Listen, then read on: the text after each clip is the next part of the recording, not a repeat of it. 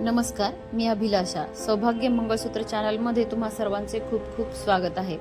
आज मी 80 मणी आणि वाटी मणी सोबत एक लॉंग साईजचे मंगळसूत्र बनवत आहे.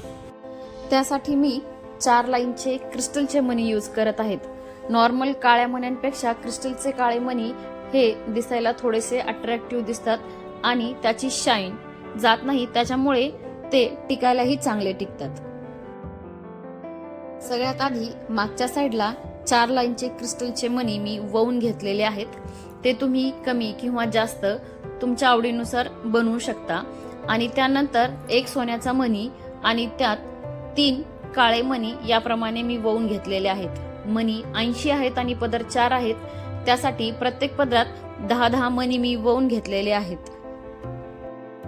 प्रत्येक सोन्याच्या मण्यांमध्ये 3-3 काळे मणी टाकून ववून घेतलेले आहेत. तुम्ही ते मणी कमी किंवा जास्त तुमच्या आवडीवर टाकू शकता. एक साइडचे 4 पदर ववून झाल्यानंतर समोरच्या साइडला वाट्या लावून घेतलेल्या आहेत. तुमच्याकडे पेंडल असेल तर तुम्ही पेंडलही लावू शकता.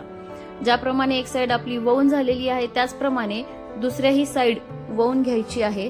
आणि दोन्ही साइड ववून झाल्यानंतर तुम्ही साईज कमी किंवा जास्त करून मागच्या साइडला पॅक किंवा धाग्याचे पॅक नाहीतर स्क्रू लावू शकता.